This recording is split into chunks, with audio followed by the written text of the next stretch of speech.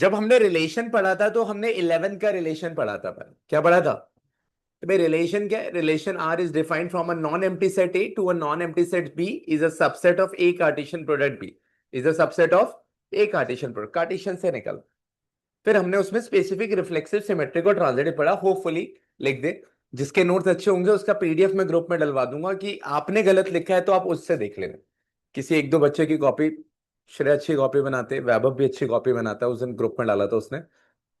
ये अपना एन अपने अच्छी कॉपी बनाती है, दिव्यांशी भी अच्छी कॉपी बनाती है। जो लोग कॉपी अच्छी बनाते हैं इसके नोट्स की जरूरत पड़ेगी आप। अगर आपने अच्छे से नहीं लिखा तो आप फंस जाओ। अब होता क्या है, इसे पढ़ने से पहले 11th की बुक में थोड़ा सा जाना पड़ेगा। थोड़ा ज्यादा देर का काम नहीं है। 11 पे same chapter relation and function बिल्कुल पकड़ के रखें। देखो वही खुल गया, वेरी गुड। उनका भी फंक्शन ही चल रहा है एक्चुअली। फंक्शन, ये 11th की बुक। एक स्पेशल टाइप ऑफ रिलेशन को फंक्शन बोलते हैं। यानी कि फंक्शन भी एक रिलेशन हो, फंक्शन भी एक, लेकिन कुछ स्पेशल है, वो पकड़ना, वो पकड़ लेना है और वहां से फिर 12 शुरू करें। वो कहता है कि एक और चीज बोलता है स्पेशल, क्या देख लेते हैं। कहता है there are many terms such as map और mapping use to denote a function. Map या मैपिंग, जैसे रिलेशन को रिलेशन पे के ऊपर साइड में रख दो यार, डिस्टर्ब ही करके मानोगे। रिलेशन के अंदर आपको वर्ड मिलता है a relation R such that a relation on set A, ऐसे करके कुछ लिखा हो मिला। फंक्शन में आपको मैप और मैपिंग वर्ड मिल सकता है। क्या मिल सकता है? Mapping. That is the key word की फंक्शन का क्वेश्चन बन रहा। तो अब इंपॉर्टेंट क्या है इसमें, ये बोलता है कि जो इतने सारे आपके रिलेशंस बहुत सारे बन सकते हैं। आप जानते हो अगर नंबर ऑफ रिलेशंस का फॉर्मूला लिखवा है मैंने, 2 की power n into n B, बताया था अभी। 11th में तो सब बता, हाँ। इतने सारे रिलेशंस आते हैं, रिलेशंस बहुत सारे आते हैं कार्टेशियन प्रोडक्ट से। रिलेशन कहां से आते हैं? बहुत सारे आ सकते हैं अगर वो फॉर्मूला भी याद है। उस रिलेशन में से एक स्पेशल रिलेशन होगा। और रिलेशन फंक्शन की डेफिनेशन डिफाइन हो रही है और रिलेशन कह रहे एक वो रिलेशन फंक्शन कहलाता है जिसमें सारे एलिमेंट जो सेट ए के हैं उसकी सिर्फ एक ही इमेज होगी सेट बी में। उसकी एक एक ही इमेज होगी। उस एक को वो यूनिक इमेज भी बोलता है। क्या बोलता है? एक इमेज होगी, एक, ओनली वन इमेज। चलो यूनिक वर्ड को भी हटा दो, चलो छोड़ो, फंस ना जाओ। एक इमेज होनी चाहिए। अब ठीक है सर, कुछ लोग कहेंगे थोड़ा बहुत समझ में आया सर, थोड़ा और समझाओ। उसके लिए फटाफट आपने क्वेश्चन पकड़ा। ये कुछ रिलेशंस दिए हुए, ये कार्टेशियन से आए, किससे आए? अब इसमें जो हमें पकड़ना, जो एग्जांपल आपको फटदनी से लिख देने आपको, हर एक एलिमेंट की सिर्फ एक इमेज होगी। टू की एक इमेज है। ये दूसरे वाला जो ऑर्डर्ड पेयर दिख रहा है आपको, ये दूसरा वाला एलिमेंट इमेज कहलाता है। क्या कहलाता है? ये इसको, ये इसको इमेज कहते हैं, इसको इमेज कहते हैं, इसको इमेज कहते हैं। तो हर एक एलिमेंट की एक इमेज, भले इन दोनों की इमेज क्या है, सेम एक है, लेकिन ये रिलेशन फंक्शन होगा।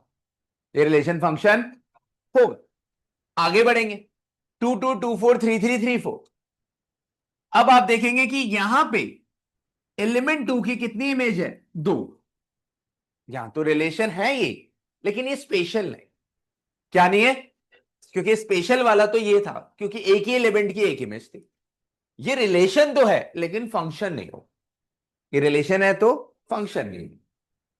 ठीक है, आगे बढ़े। 1 2 2 3 3 4 4 5 5 6 6 7, ये सारे, ये रिलेशन भी फंक्शन होगा क्योंकि हर एक एलिमेंट की एक इमेज। जब हर एक एलिमेंट की एक इमेज होगी तो वो रिलेशन क्या कहलाएगा? फंक्शन। फंक्शन क्या होता है? Special type of relation. Function is nothing but a relation, लेकिन उसके अंदर एक यूनिकनेस है जो हमें पकड़नी थी, जो हमने पकड़ ली। अब आप लोग ने सबसे पहले ये लाइन को फंक्शन हेडिंग डाल लीजिए। A special type of relation is called function लिख लीजिए। इसके बाद there are many terms such as map और mapping is use to denote a function. इसके बाद आप डेफिनेशन यहां से यहां लिख लीजिए। अच्छे से नोट्स बनाइए इसके।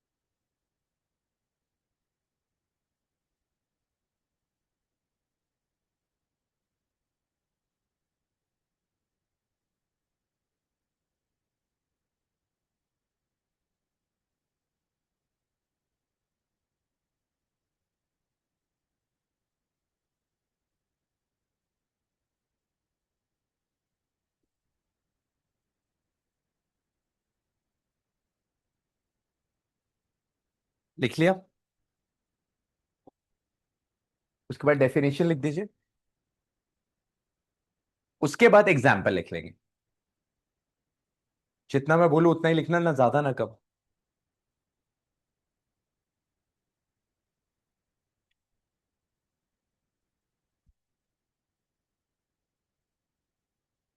पॉइंट्स पे लिखना है, ठीक है बेटू?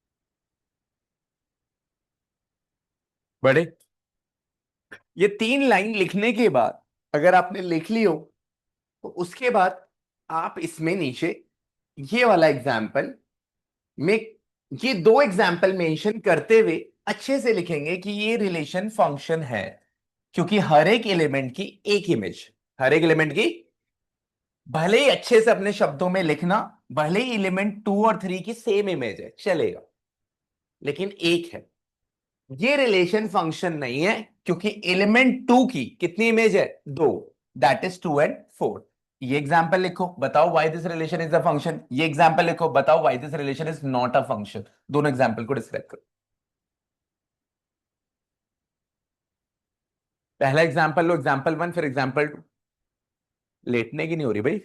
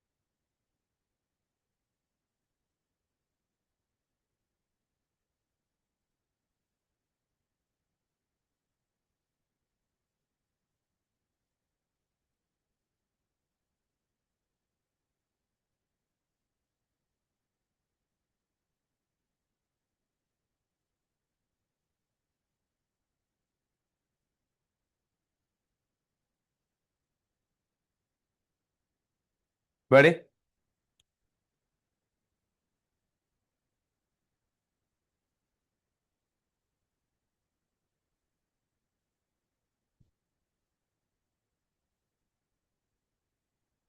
लिखना ऐसे कि दोबारा आप पढ़ो तो आप कनेक्ट फटाफट कर जाओ बस टॉपिक से। कुछ भी कंजूसी करके मत लिखना। शैली भाई।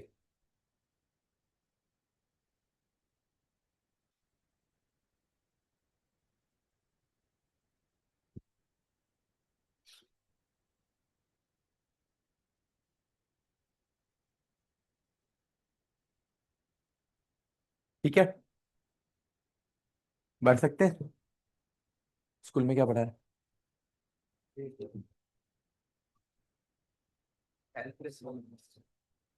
कॉन्टिनेंट, पहले चार हो गए, पहले चार हो गए, फर्स्ट फोर हो गए आपके।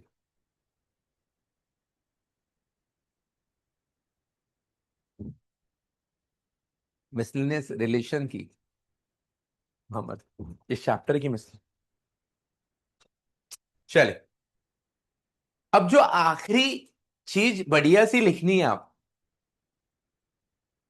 एक फंक्शन जब डिफाइंड होता है ए टू बी, जैसे कि ये फंक्शन है, आपको पता है ये रिलेशन भी है फंक्शन भी है, उसके अंदर कुछ ऑर्डर्ड पेयर्स आते हैं, क्या आते हैं? क्योंकि है तो वो रिलेशन। तो वो कहता है कि यार आपको तो ये शब्द पकड़ने लग गए हो आप, A comma B belongs to F, उस फंक्शन के अंदर एक ऑर्डर्ड पेयर है, उसमें उसका मीनिंग क्या है कि फंक्शन ए कॉमा बी का मतलब है कि जब फंक्शन के अंदर आप ए वैल्यू पुट करोगे तो फंक्शन आपको बी देगा, आंसर क्या आएगा? बी। ए कॉमा बी का मतलब क्या है कि एक्स की जगह फंक्शन कुछ भी है, मान लो F x is equal to something, अगर यहां ए लिखा है मतलब एक्स की जगह आप ए डाल रहे हो, एक्स की जगह आप क्या डाल रहे हो? पहले जो लिखा होता है वो पुट होता है, वो एक्स की वैल्यू, बाद में जो होता है वो एफ एक्स की वैल्यू है या वाई की वैल्यू। तो जब आप पुट करते हो तो आंसर आपको बी मिल रहा है। क्या मिल रहा है?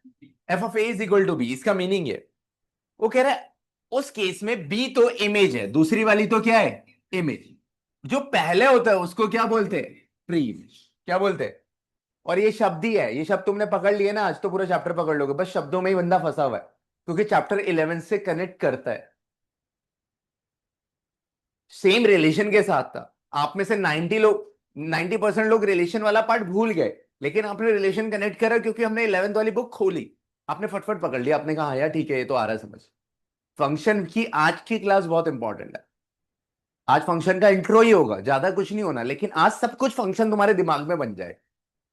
तो फंक्शन में जो भी फंक्शन बनेगा उसके अंदर कोई भी ऑर्डर्ड पेयर होगा, ऑर्डर्ड पेयर का पहला एलिमेंट प्री इमेज कहलाता है, और दूसरा क्या होती है? इमेज। इमेज वर्ड तो वो पहले भी यूज कर रहा था, लेकिन इस इमेज की पहले वाली क्या है? Pre image.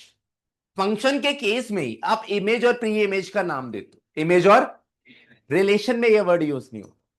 फंक्शन जब इंट्रोड्यूस होता है तो इमेज और प्री इमेज दोनों का नाम लेना शुरू हो जाता। पूरे रिलेशन के अंदर आपने 11th का पढ़ा, आप 12th का पढ़ा, रिलेशन पढ़ लिया, कहीं पे भी इमेज प्री इमेज नहीं बोला है। फंक्शन में ही वो आपको क्या पुकारेगा? Image pre. और ये सिखाया कहाँ? 11th में। आप 11th की कॉपी खोलो, सेम लाइनें मैंने वहां भी लिख पाई हुई। मैं कुछ अलग काम नहीं कर रहा हूं, लेकिन याद दिला रहा हूं कि आपने पहले भी सारा पढ़ा हो। लिख लीजिए ये वाली लाइन यहां से इसके बाद। अरे हो गया स्कूल में 1 2 3 4, फिफ्थ शुरू।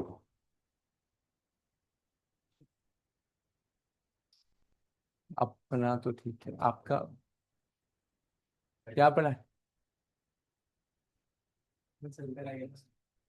क्या कह रहे हैं?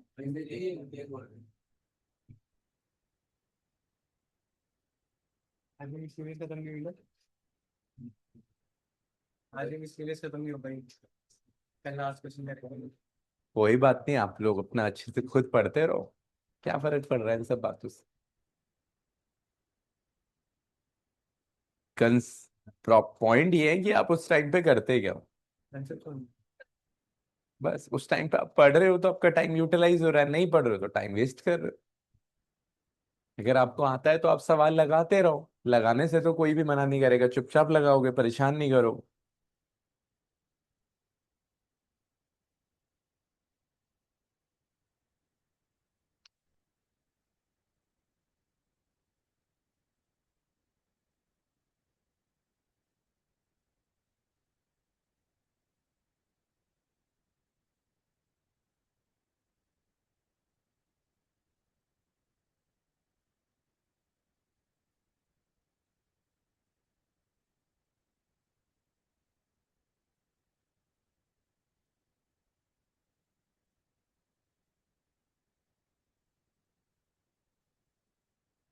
देख लिया बड़े, इमेज फ्री इमेज समझ मान रही।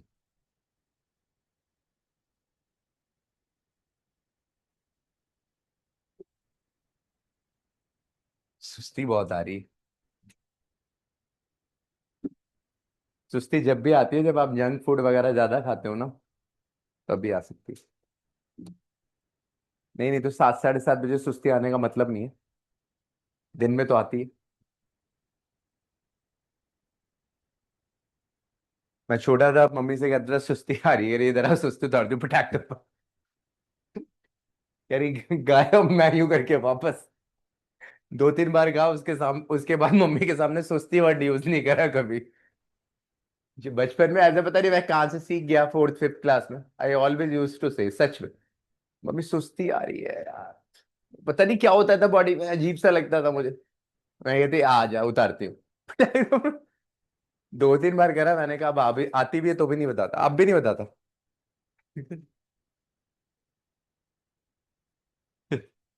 ठीक है। Function from A to B such that f is denoted to A to B, the function F such that A to. ठीक है भैया, अब आ जाते हैं हम लोग 12।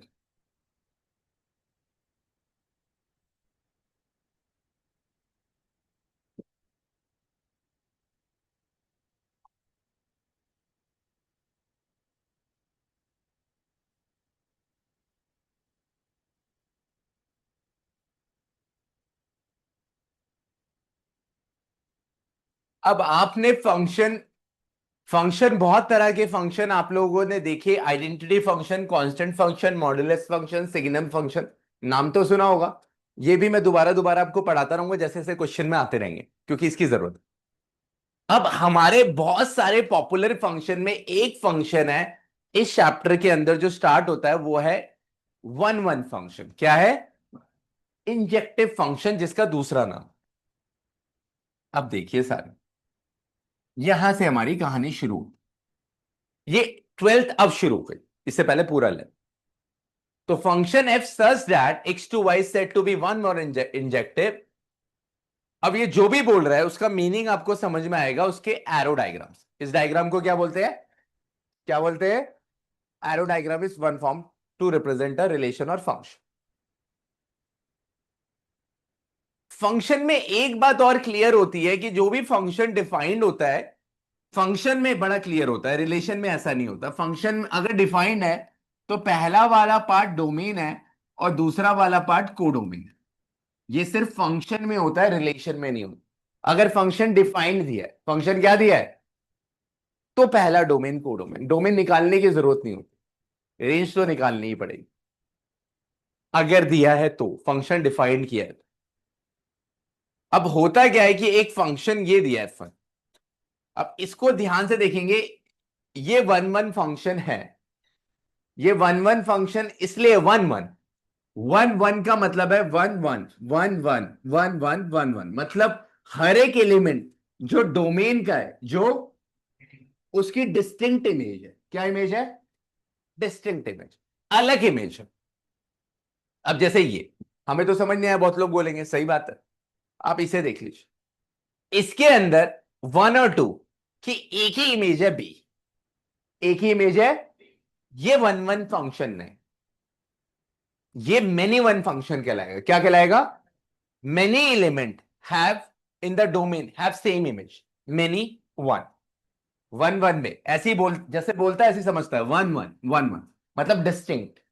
Many one, many element in the domain have same image, या many one, one image. Many element in the domain have one image. तो कहा जाता है कि अगर फंक्शन वन वन नहीं है, फंक्शन अगर वन वन नहीं है तो 100% क्या होता है? Many one. If a function is not one one, वो मेनी वन ही हो जाता है। आप दूसरी तरफ गौर दीजिए कि यहां पे ये कोडोमेन है। क्या है? कोडोमेन खाली पड़ी है, जैसे इस ई और एफ की कोई प्री इमेज नहीं है, कोई दिक्कत नहीं है। ई और एफ की कोई प्री इमेज नहीं है, ए ई एफ की कोई दिक्कत नहीं, कोडोमेन पे कोई दिक्कत नहीं। वो कोडोमेन है। अगर आप इस फंक्शन को बोलो तो इसकी डोमेन क्या है? 1 2 3 4। इसकी कोडोमेन क्या है? A B C D E F. इसकी रेंज क्या है? A B C D. इसकी रेंज क्या है? इसकी डोमेन क्या है? 1 2 3 4। इसकी कोडोमेन क्या है? A B C D E F. Codomain दूसरा सेट होता है। कोडोमेन क्या होता है? दिमाग लगाना नहीं होता codomain. Range B C D. तो वन वन फंक्शन आपको समझ में आना चाहिए। अगर मैं इसको इसकी लैंग्वेज में ना बोल के सिंपल बोलूं, a function F such that expect to B one one और one one if every element in the domain have distinct image in codomain। have distinct image in, मैं अगर इसे सिंपल शब्द में लिखूं, अगर इनकी लैंग्वेज भी समझाऊंगा आपको, लेकिन अगर इसको शब्द को सिंपल करना हो, if every element in domain have distinct image in codomain। distinct image क्या होगी? डिस्टिंक्ट मतलब अलग इमेज। अगर फंक्शन वन वन नहीं हुआ तो मैनी वन हुआ, फंक्शन वन वन नहीं हुआ तो मैनी वन हुआ। एक और बात, अब इसी को इंग्लिश में बोल रहा है, थोड़ी मैथ्स में बोल रहा है। इसी बात को कह रहा है, if the images of distinct element of X, images of, image Y से निकलती है, किससे निकलती है? इधर से आती है इमेज। कह रहा है जो इमेज है एक्स की डिस्टिंक्ट एलिमेंट से, जो image of distinct element of x under F R distinct, जो इमेजेस है एक्स की वो क्या है? डिस्टिंक्ट है। क्या है? इमेजेस है वो क्या है? डिस्टिंक्ट है। मतलब बोल इंग्लिश में मिला जुला के वही है, अगर इंग्लिश समझ में आती है तो। नहीं आती तो ये वाली डेफिनेशन पकड़ लो। A function is said to be one one or injective if every element in the domain have distinct image in the code। अलग इमेज होनी चाहिए, तो वो वन वन कहलाएगा। वन वन का दूसरा नाम इंजेक्टिव। दूसरी बात कि वन वन का थियोरेटिकल प्रूफ भी होता है, ये मैं आपको थोड़ी देर में बताऊंगा। ये वाली बात ये आपको प्रूफ करते हुए समझ में आएगा। और फंक्शन वन वन नहीं होगा तो क्या होगा? Many one. तो फिर लिखना क्या है? हेडिंग डलेगी वन वन। वन वन में आप ये डेफिनेशन लिखना चाहो तो लिख लो। वन वन के बगल में लिख देना इंजेक्टिव, वन वन का दूसरा नाम है। वन वन की डेफिनेशन अपनी लैंग्वेज में लिखना चाहते हो अपनी लैंग्वेज में लिख दो, लेकिन ये वाली रेड वाला पार्ट जरूर लिखना। रेड वाला पार्ट ये जरूर लिखना है। इतना लिखिए, फिर वो एरो डायग्राम दिखाएंगे। एरो डायग्राम दिखाएंगे।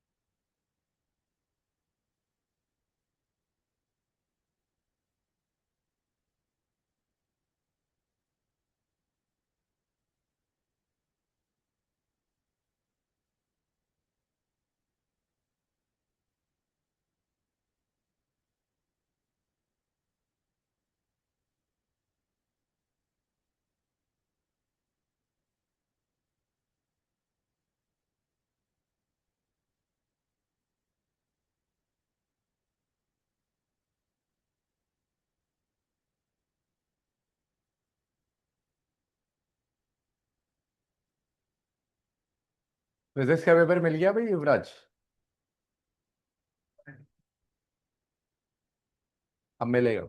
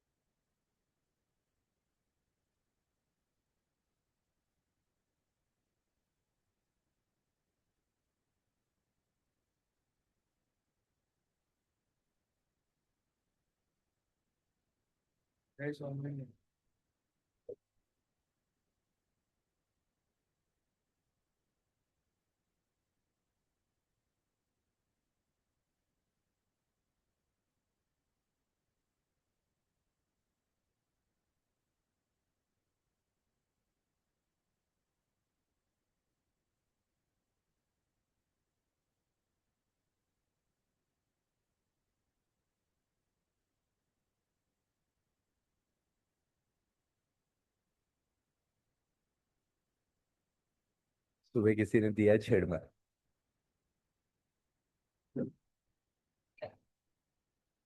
कोई नहीं, अच्छा दिख रहा था इसलिए रखा हुआ है सामने। बड़े, लिखा। चलिए मैं भी खड़े हो जाइए।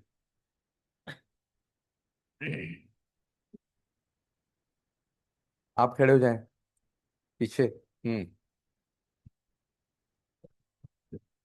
एक रिलेशन फंक्शन कब कहलाता है?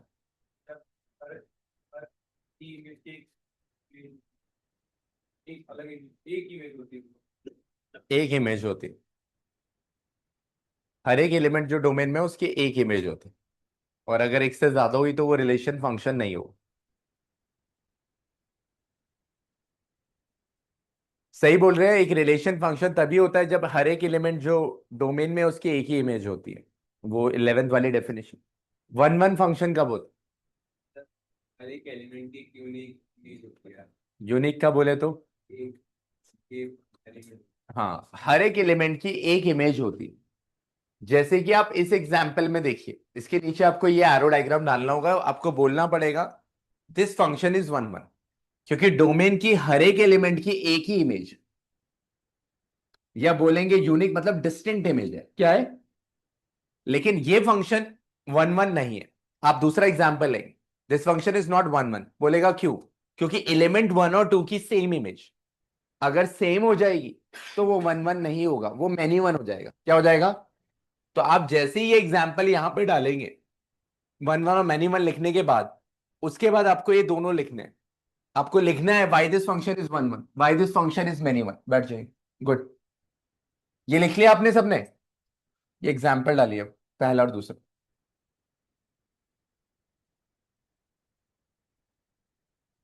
This is one one and this is many one.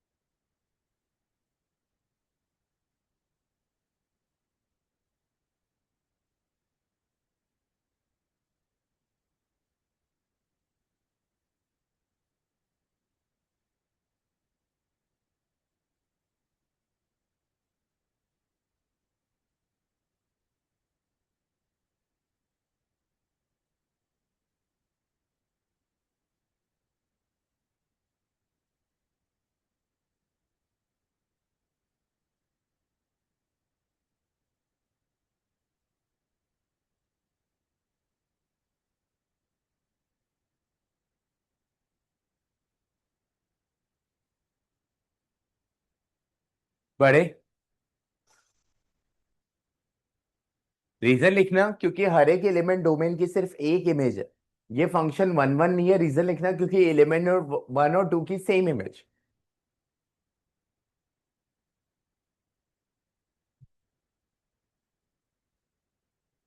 Proper notes बना लेना, कुछ गड़बड़ मत करना, पीछे लोग जल्दी बैठ रहे हो आप लोग। ये एक बार अच्छे से लिख लो, फिर दोबारा खुद भी समझ आ जाएगा।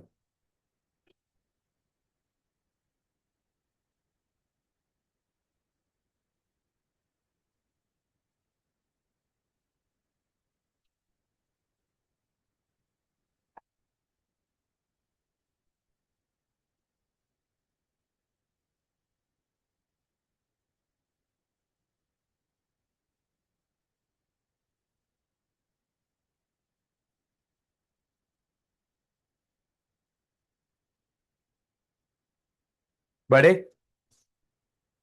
वन वन फंक्शन का दूसरा नाम इंजेक्टिव फंक्शन।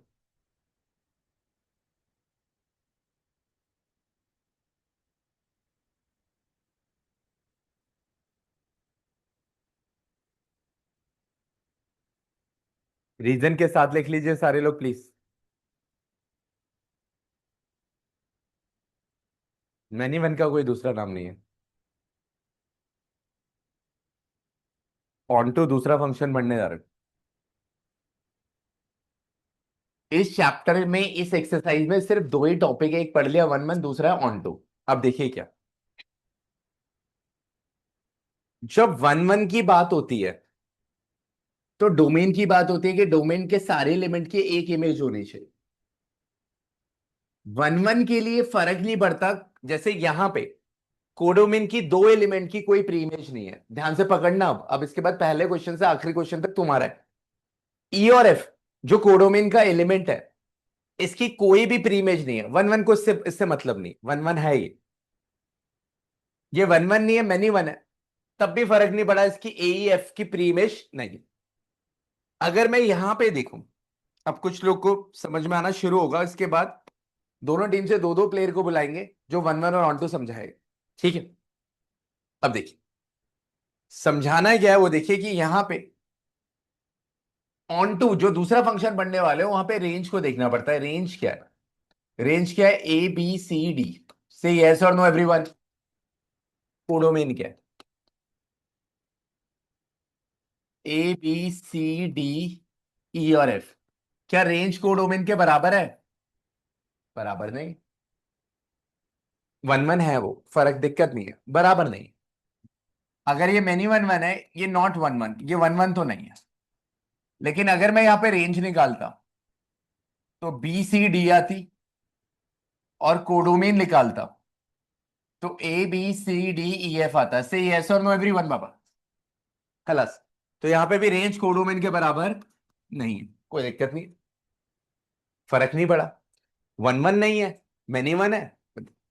ऑन टू के लिए, ऑन टू के लिए सीधी सीधी बात है, ऑन टू फंक्शन होने के लिए रेंज को कोडोमेन के बराबर होना पड़ेगा। रेंज को,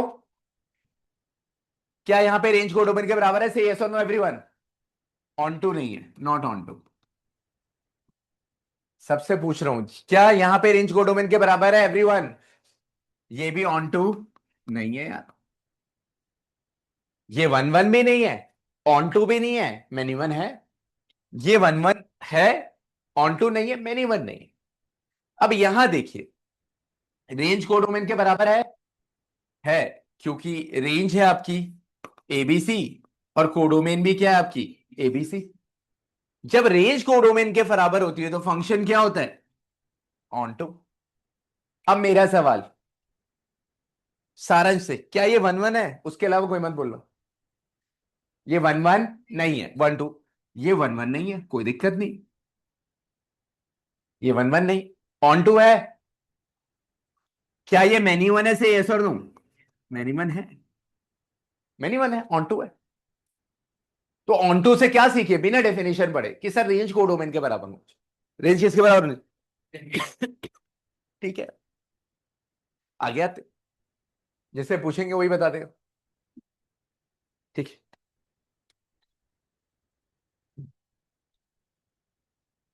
हम्म, आलोक,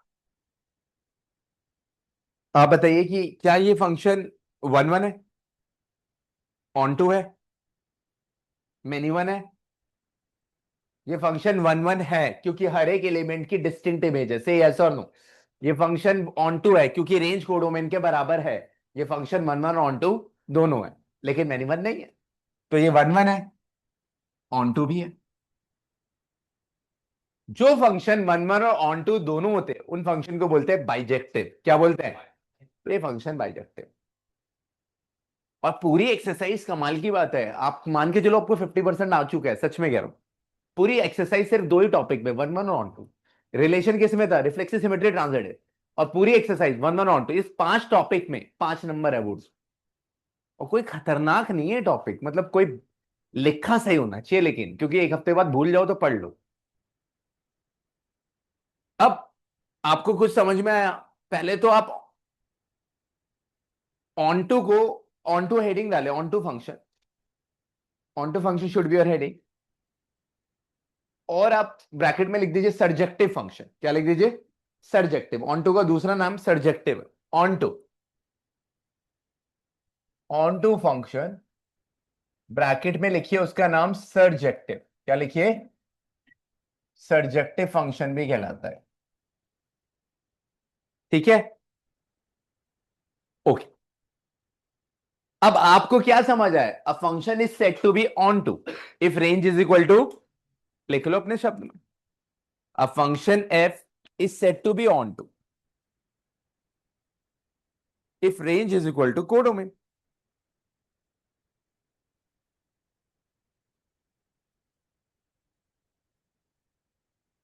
ठीक है भाई, रेंज कोडोमेन के बराबर है।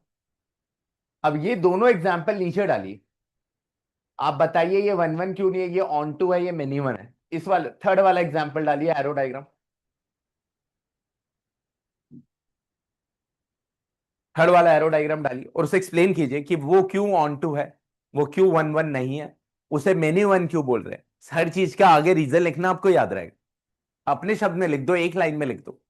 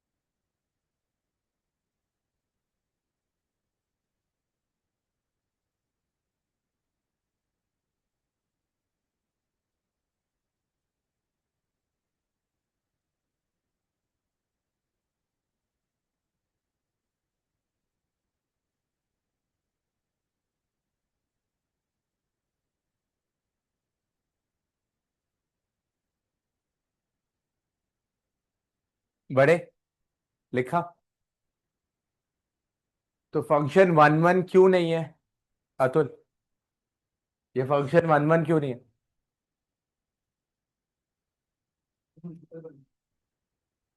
इमेज तो एक ही बन रही है। खड़ा हो जा। Why this function is not one one? क्योंकि एलिमेंट, दो एलिमेंट की एक ही इमेज बन रही। साइड में खड़ा रहे। अब लिख। खानी क्या कर रहा है भाई? ये फंक्शन ऑन टू क्यों है एबिन?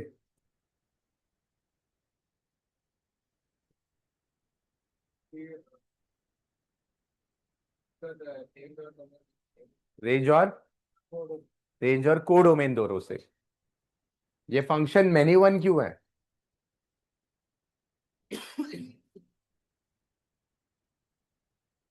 क्योंकि बहुत सारे एलिमेंट है डोमेन में जिसकी सेम इमेज बन।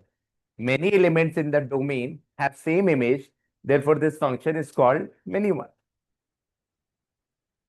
रीजन लिखना पड़ेगा कि वन वन क्यू नहीं है, ऑन टू क्यू है और मेनी वन क्यू।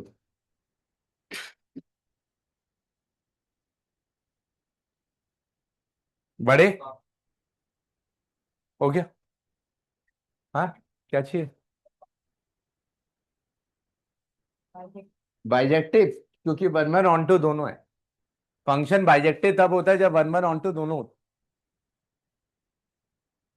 आइए भाई।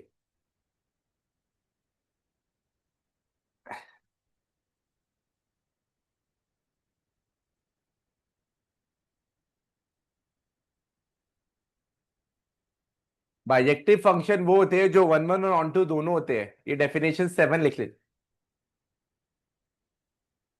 वन वन और ऑन टू दोनों होते हैं, उन फंक्शन को बाइजेक्टिव फंक्शन बोलते हैं।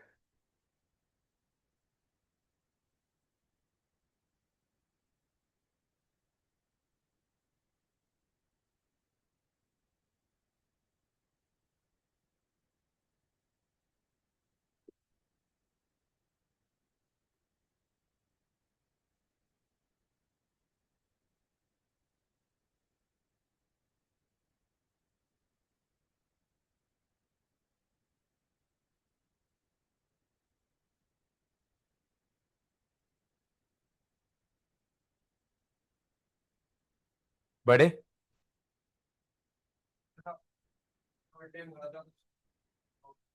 हाँ, अगर फंक्शन का, अभी भी वन वन ऑन टू पूरा पढ़ लो तब बता दूंगा, लेकिन फंक्शन क्या होता है जब वन वन और ऑन टू किसी फंक्शन का कोई फंक्शन बाइजेक्टिव होता है, तभी उसका इनवर्स एग्जिस्ट करता है। जैसे जो ट्रिग्नोमेट्रिक फंक्शंस है, अब इसने एक अच्छा वर्ड यूज किया है, इनवर्स ट्रिगो। तो इनवर्स ट्रिगो में डोमेन और रेंज दी गई है। क्या दी गई है? जैसे साइन इनवर्स की डोमेन है -1 से क्लोज्ड, और उसकी रेंज है -π/2 से π/2 में क्लोज्ड है ना। हम्म। इस डोमेन और इस रेंज के अंदर inverse trigonometric function sine inverse one one और ऑन टू दोनों है। वन वन और ऑन टू इसी के अंदर है। वैसे और भी है, ऐसे इंटरवल्स और भी है, लेकिन इसको क्या बोला गया? Principal branch. क्या बोला गया? तो ये यूनिवर्सली पूरे वर्ल्ड को यही ब्रांच दे दी गई कि इसको याद कर लो, सब इसकी डोमेन याद कर लो और इसकी रेंज। लेकिन उस डोमेन और रेंज में सारे inverse trigonometric function one one और ऑन टू दोनों है, मतलब बाइजेक्टिव। बस ये डेफिनेशन है जिससे इनवर्स, मतलब मैं भी हर साल पहले चैप्टर 1 पढ़ाता था, फिर 2। इस साल थोड़ा इंस्टेंट हुआ, चैप्टर 2 पहले पढ़ा दिए। लेकिन चैप्टर 1 और चैप्टर 2 में इनवर्स ट्रिग्नोमेट्रिक फंक्शंस का मीनिंग ये होता है। इसके अलावा और कोई कनेक्ट नहीं है, लेकिन ये डेफिनेशन वहीं से आती है। इसलिए चैप्टर 1 पहले पढ़ा, 3 पढ़ाते हैं, 4 पढ़ाते हैं, फिर क्या पढ़ाते हैं? 1। फिर क्या पढ़ाते हैं? 2। हमने क्या पढ़ा? पढ़े 2। ट्रू थोड़ा इंटरेस्टिंग था ज्यादा, ट्रिको था उसमें, तो थोड़ा सा कैलकुलेशन अच्छा था। इसमें थोड़ा थियरी पार्ट आ रहा है, क्लास थोड़ी स्लो चलती है, कुछ भी नहीं चैप्टर में, लेकिन और ये चैप्टर सबसे ढीला पढ़ा जाता है किस कहीं पे भी। इसको अगर ढंग से पढ़ोगे तो 5 नंबर है आपके, क्योंकि बहुत ज्यादा मेहनत नहीं कर रहे हो आप। कोई फॉर्मूला थोड़ी याद कर रहे हो आप, यार करे जा रहे हो आप, लिखने का तरीका सीख रहे हो। आइए जी। सबने सब कुछ लिख लिया भाई? चलिए।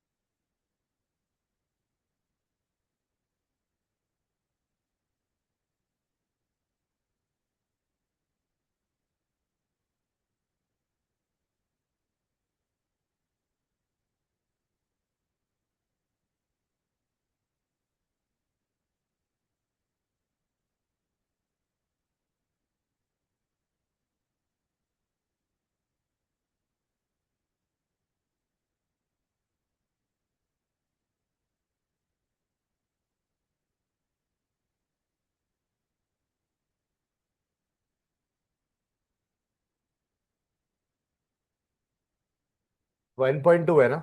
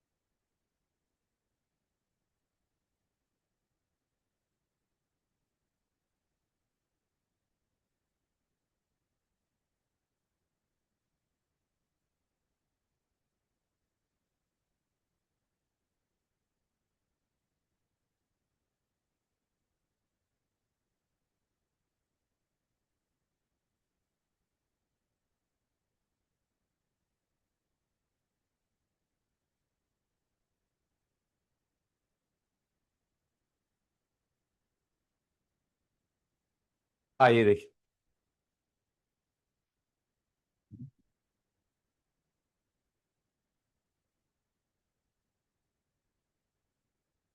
आइए, चलिए खड़े हो जाइए।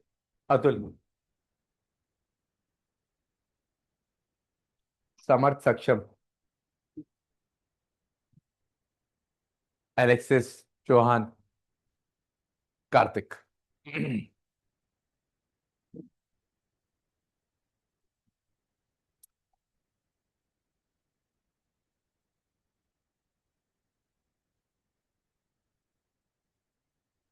ठीक है सर, इधर देखिए।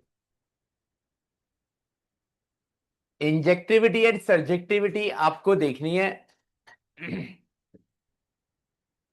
क्वेश्चन नंबर 2 का हम पहले सेकंड पार्ट करें। कोई भी लिखते हुए ना दिखे कुछ भी। जेड का मतलब क्या है? जेड क्या होता है? इंटीजर्स। Set of integers. हमारा फंक्शन डिफाइंड है इंटीजर्स टू इंटीजर। फंक्शन है f x is equal to x square. सारे इधर।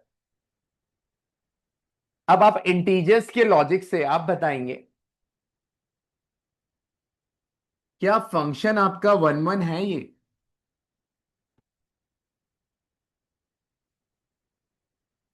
वन वन होने के लिए आपकी मैं हेल्प कर देता हूं, इसके अलावा कोई नहीं बताएगा। कोई ऐसे दो एलिमेंट ढूंढ लीजिए, अगर वन वन नहीं है। अगर वन वन नहीं है, डिस्प्रूव करना है, कोशिश करो। ऐसे दो एलिमेंट ढूंढो जिसकी सेम इमेज हो। और ढूंढने डोमेन में से होते हैं। ये वन वन है। ये कौन बोला ये? अतुल। इंटीजर्स में से कोई ऐसे दो एक्स की वैल्यू ढूंढो जिसमें फंक्शन आंसर सेम दे। -1 लगाया अतुल जिस भी टीम में। एलेक्स। अगर मैं एक्स को 1 डालूंगा तो आंसर 1 आएगा। और एक्स को -1 डालूंगा तो भी आंसर क्या आएगा? 1। सोचा ही नहीं। दो एलिमेंट की सेम इमेज मिल गई। Function is not one one. आप और आप बैठ जाइए, आप बैठ जाइए। 3 लोग बस। बाकी लोग लिखना मत अभी, क्योंकि खड़ा होना है। Function is not one one since element 1 and -1 have same image. अगर ये फंक्शन वन वन नहीं है तो क्या है? है? उसको वन वन ही कहते हैं। लिखिए, इसका -1 कीजिए। निकाल दो। अगर फंक्शन वन वन नहीं है तो क्या होता है? Many one. ये फंक्शन क्या है? ऐसा पूछा नहीं है। +1। बैठ जाइए। तो फंक्शन अगर वन वन नहीं है तो मैनी वन होगा। बैठ जाइए। क्योंकि ये इंटीजर्स है। अब वन वन के लिए चेक कर लिया है। ऑन टू के लिए चेक करने निकल रहे हैं हम लोग। समर्थ। ऑन टू के लिए आपको रेंज निकालनी पड़ेगी। इसकी रेंज आपके हिसाब से क्या आएगी?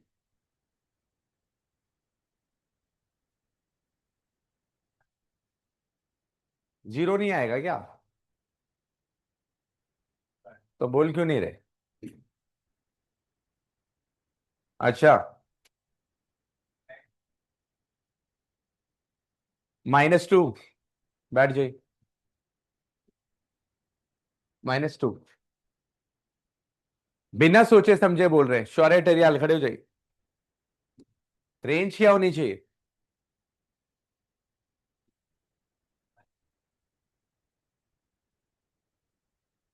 क्योंकि आपका फंक्शन जीरो पे जीरो दे रहा है।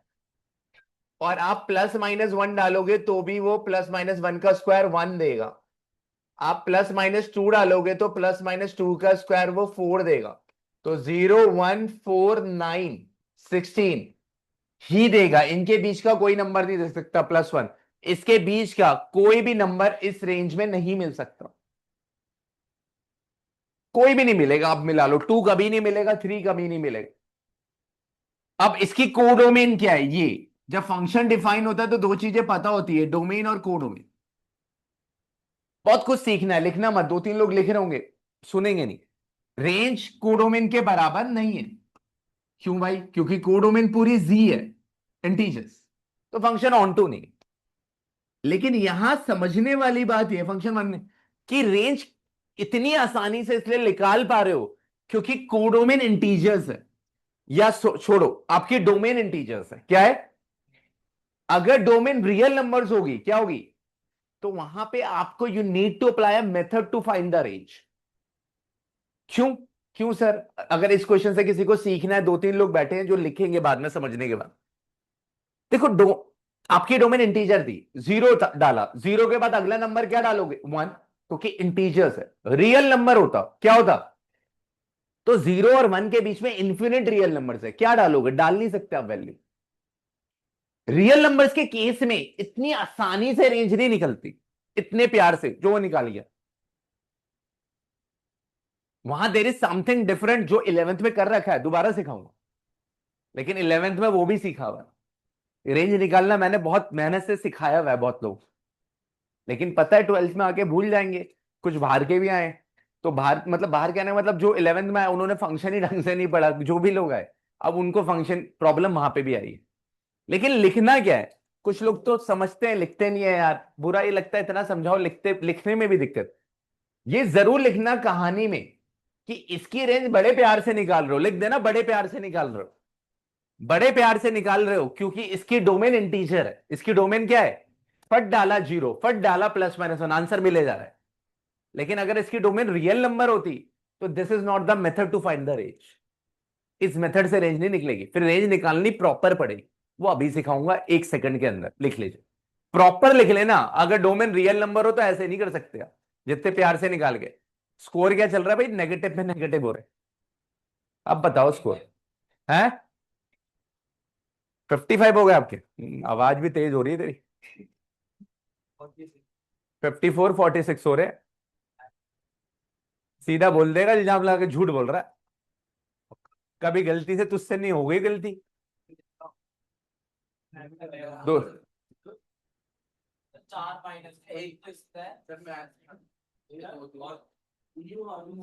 ये देखिए, बाहर करियो सब।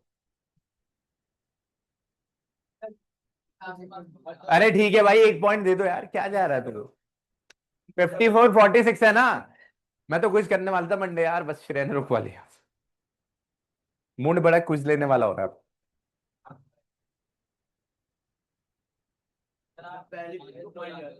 बाईस का मतलब नहीं है ना, अब इनके में भी दो लोग कर रहे हैं अब तुम पे भी दो कर रहे हैं, समर्थ और वो दोनों कर रहे हैं काउंटिंग। एक से कहानी लिखना मत भूल जाना, एक दूसरे को मारने के चक्कर में।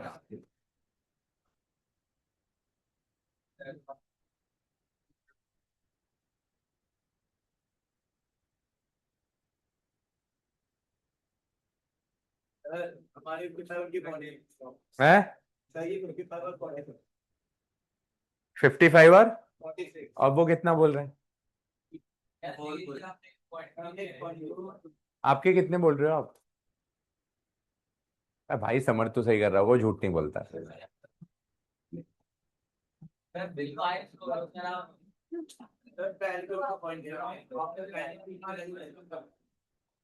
नहीं, 46, 54 है भाई, मान जाओ। अब ढंग से काउंट करो। कौन करेगा यार, आगे बैठे हुए तो। बस यही रह गया अब रिकॉर्डिंग में नंबर चेक करूं मैं यार। काम नहीं है मुझ पे कुछ भी, आप ऐसे समझते हो? खाली बैठा हुआ है।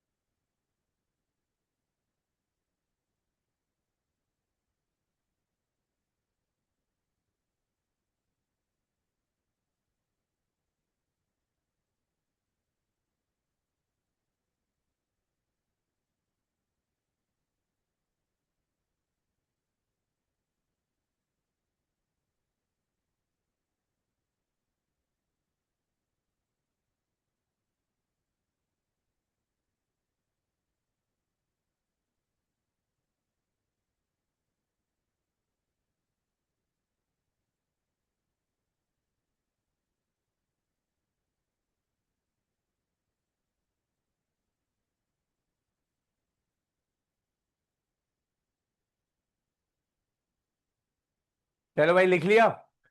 यार ये लिख लो यार, कहानी लिख लो यार, डोमेन में रियल नंबर नहीं है। अगर डोमेन रियल नंबर हुई ऐसे नहीं निकालोगे रेंज। अगर डोमेन रियल नंबर हुई तो रेंज ऐसे नहीं निकाल सकते, we should have a different method, वो पढ़ाऊंगा।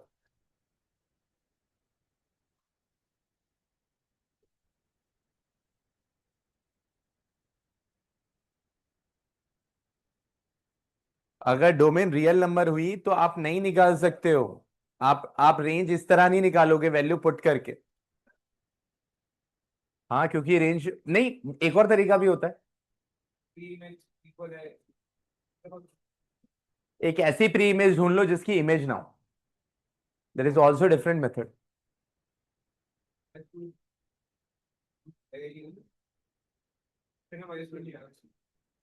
हाँ, आपको ये बोलना पड़ेगा कि जो टू एलिमेंट है यहाँ पे टू, उसकी कोई प्री इमेज नहीं है। उसका मीन्स ये वो रेंज के अंदर नहीं है। अभी तो मैंने इतना ही समझाया। बढ़ सकता हूं? आइए भाई, इधर कौन है? आइए, चलिए भाई। मिस्टर प्रीत, +5 और -5 खड़े हो जाइए। आयुष, +5 और -5। आपका फंक्शन रियल नंबर से रियल नंबर पे डिफाइन है, और एफ एक्स एक्स के बराबर है। आपका फंक्शन रियल से रियल नंबर डिफाइन है, रियल से रियल। इसकी डोमेन क्या है? और कोडोमेन। ठीक है। क्या ये फंक्शन 1 1 है?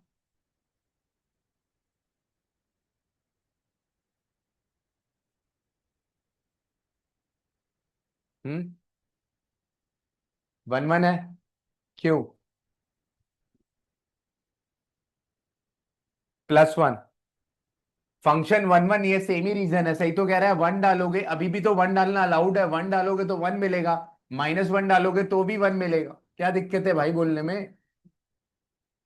फंक्शन इज नॉट 1 1, क्योंकि दो एलिमेंट की एक इमेज हो जाती है। तो बोला क्यों नहीं भाई, -1 करो उसका। अरे रुक जा भाई, आ जाओ। क्या ये फंक्शन ऑन टू है? क्योंकि इसकी डोमेन रियल नंबर है, क्या वैल्यू पुटअप करोगे आप? रेंज कैसे निकालोगे? हम्म रेंज नॉर्मल तरीके से तो आ नहीं पाई, क्योंकि डोमेन क्या है? Real number. इस क्वेश्चन के बाद 5 वाला क्वेश्चन पूछूंगा, क्योंकि ये तो समझाना पड़ेगा। आप एफ एक्स को वाई लेट कर लोगे, क्या लेट कर लोगे? तो x² हो जाएगा y। अब स्क्वायर हटेगा तो उधर आएगा √y, क्या आएगा? तो रेंज निकालने के लिए जब डोमेन रियल नंबर होता है तो x in terms of y ले आओ। x इन टर्म्स ऑफ क्या ले आओ? y। क्वेश्चन बहुत ब्यूटीफुल है। स्क्वायर रूट के अंदर जो भी वैल्यू होती है वो 0 या 0 से क्या होती है? बड़ी। छोटी तो हो नहीं सकती, इमेजिनरी नंबर्स हो जाएंगे। क्या हो जाएंगे? तो रेंज आपकी बनेगी 0 पे क्लोज, इंफिनिटी पे ओपन। इंटरवल कंसेप्ट सिर्फ और सिर्फ रियल नंबर्स के लिए आते हैं। किसके लिए आते हैं? और कर्ली ब्रेसेस जो आते हैं वो इंडिविजुअल एलिमेंट्स के लिए आते हैं, 1 2 3 4 रोस्टर फॉर्म। लेकिन ये आ गया रेंज। अब रेंज आपकी कोडोमेन क्या है? पूरी real number not equal to codomain, function is not onto. Same question था Z to Z, और सेम क्वेश्चन किसके लिए हो गया? R to R। दोनों की रेंज अलग है, दोनों की रेंज। पहली बात, सेम क्वेश्चन इसने अलग अलग बार पूछा। एक बार N to N ले लिया, एक बार N to N में f(x)(3) ले लिया, Z to Z में f(x)(2). फिर वो समझाना चाहता है कि रेंज को भी फील करते रहना। फिर कह रहा हूं, अगर डोमेन रियल नंबर है तो रेंज निकालने का तरीका ये होता है, कहानी में लिख लेना x in terms of y लाओ, x इन टर्म्स ऑफ, और y पे कोई कंडीशन लगाओ। वो सोचनी पड़ेगी कंडीशन, एक्चुअली वो 11th ने सिखाया है थोड़ा बहुत, थोड़ा बहुत। 11th में जिन्होंने 11th, वहां पे उनको रेंज निकालना आसानी होगी। आप सबको हिंट यही है कि 11th वाली रेंज वाला थोड़ा सा पार्ट रीड भी कर लोगे तो स्ट्रांग बन जाओ।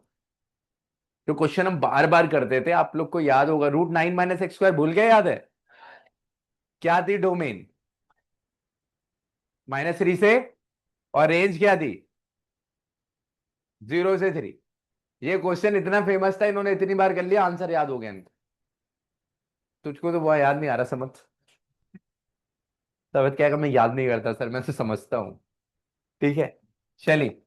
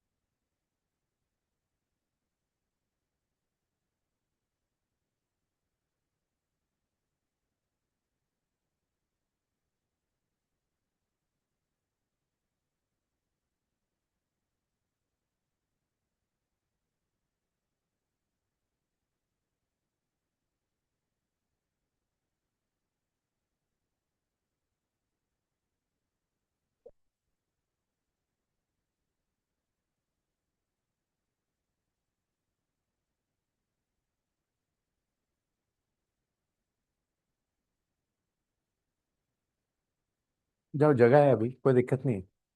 जगह नहीं होती तो दिक्कत होती।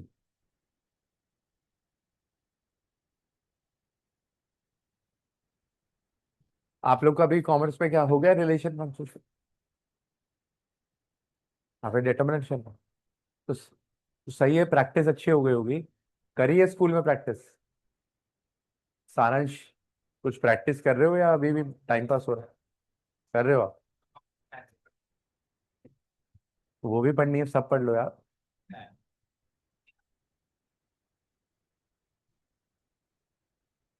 आपका थोड़ा चैप्टर 1 हो गया है ऑलमोस्ट।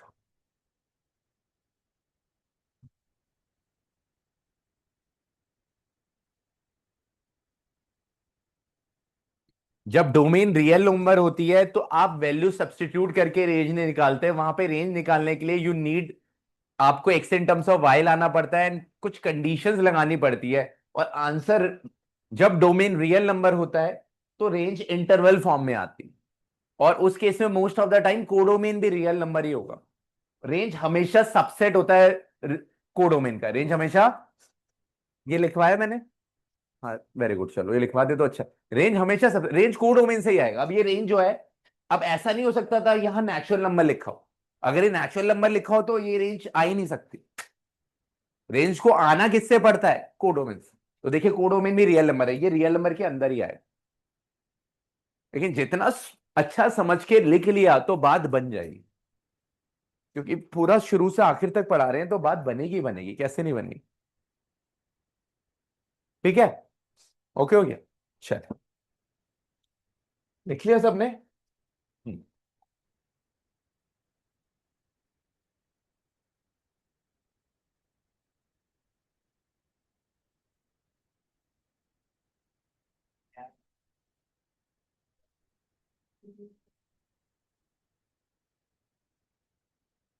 आई।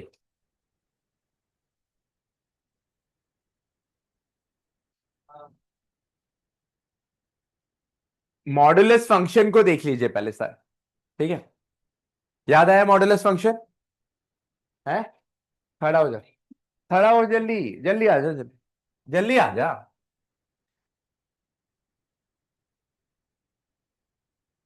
बताइए मॉडुलस फंक्शन के बारे में, क्या होता है मॉडुलस फंक्शन, कुछ तो बता दो। उसका काम क्या होता है? वो सिर्फ पॉजिटिव वैल्यूज देता है। उसकी डोमेन क्या होती है? बोलते रहो, कुछ ना कुछ ट्राई करते रहो, शायद लग जाए।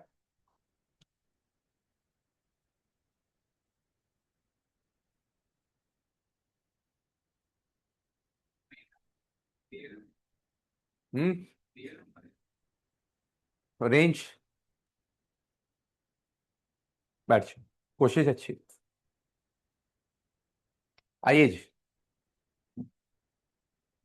आज के बाद कैलकुलस के अंदर, जब भी कैलकुलस शुरू होगी, अगला chapter is calculus, chapter 1 continuity and difference. यहां पे कुछ फंक्शन का जिक्र बार बार होगा, उसमें एक फंक्शन है मॉडुलस और दूसरा है ग्रेटेस्ट इंटीजर। 11th की बुक फिर खुल गई। ध्यान से देख लीजिए सामने, आपको इससे अच्छा मौका नहीं है कि आपकी 11th 12th की बुक 11th में खुल रही है, कोई नहीं खोलेगा भाई, एक बार बस समझ लो। Modulus function real to real number defined है, ऐसा दिखता है। मॉडुलस फंक्शन का काम, बिल्कुल सही कह रहे हो आप, हमेशा आंसर को पॉजिटिव निकालना है बाहर। आप -1 डालो 1 आएगा, 1 डालो 1 आएगा, 0 0, हमेशा आंसर पॉजिटिव। अब ये कैसे संभव है, उसको रीड करना है यहां से। इस फंक्शन का रीडिफाइन करना इधर होता है। इसका मीनिंग समझ में तो आता है बहुत लोग को, जैसे सारांश को, लेकिन इनकी कैलकुलेशन समझ नहीं आता। जब x 0 कोई भी वैल्यू है तो फंक्शन जो होगा वो -x होगा, और x जो भी फंक्शन है तो फंक्शन x होगा। इसका मीनिंग क्या है सर? इसका मीनिंग है <0। आपने x को -1 लिया, क्या लिया? उस केस में fx, क्योंकि x <0 है, तो fx की वैल्यू -x लेनी पड़ेगी, और माइनस ऑफ -1 क्या हो जाएगा? +1। आप <0 में फंक्शन ये उठाओगे, आप <0 में फंक्शन कौन सा उठाओगे? माइनस। <0 में =0 में +x उठाओ। उसका रीडिफाइन से एक तो होता है डायरेक्ट समझ में आ गया, सारांश ने डायरेक्ट बोल दिया सर मॉडुलस फंक्शन का काम सीधा है, हमेशा आंसर को पॉजिटिव देना, जो कि पता होना चाहिए, जो उसको पता है। लेकिन उसका रीडिफाइन इक्वली इंपॉर्टेंट होता है कि उसका रीडिफाइन क्या है। उसका रीडिफाइन से क्लियरिटी होती है कि <0 अगर कोई भी वैल्यू डाल दी, -500, तो -500 यहां पे डलेगी, वो माइनस ऑफ -500 क्या हो जाएगा? +500। क्या हो जाएगा? जो -500 है वो <0 है, वो किधर डलेगा? ऊपर डलेगा, नीचे? नीचे वाली वैल्यू में, -x। -x तो माइनस में माइनस करके वो प्लस हो जाएगा। आपने कहा ठीक है यार सर, ये बात समझ में। मॉडुलस फंक्शन देखने में ऐसा है। अब इसे बनाते हैं तो इसका ग्राफ ऐसे बनता है। अब आप में से कुछ लोग इस बात को समझ पाएंगे कि जब आप yx की वैल्यू, ये y जब x होता है, y को ही fx बोलते हैं, ये x होता है तो x <= 0 होता है, और ये होता है y = -x जब x <0 होता है। आप ये देखिए, y तो हमेशा, y मतलब fx, y मतलब fx, y मतलब रेंज। रेंज तो हमेशा क्या मिलेगी? पॉजिटिव। और रेंज क्या है? y पॉजिटिव किस क्वाड्रेंट में होता है? फर्स्ट और सेकंड। फर्स्ट और सेकंड क्वाड्रेंट में होता है। लेकिन x पॉजिटिव और नेगेटिव दोनों हो सकता है, क्योंकि x 0 से बड़ा भी है और x 0 से छोटा है। इसलिए ग्राफ x पॉजिटिव और y पॉजिटिव फर्स्ट क्वाड्रेंट में होते हैं, x नेगेटिव और y पॉजिटिव सेकंड क्वाड्रेंट में। तो आप ये देखोगे ग्राफ फर्स्ट क्वाड्रेंट और सेकंड क्वाड्रेंट में बन रहा है, फर्स्ट क्वाड्रेंट और, तो आपको ग्राफ जब बनेगा तो ये ग्राफ वी ग्राफ से फेमस होता है कि ग्राफ जब x है, इधर x है, तो ये ग्राफ x = 0 पे v बनता है।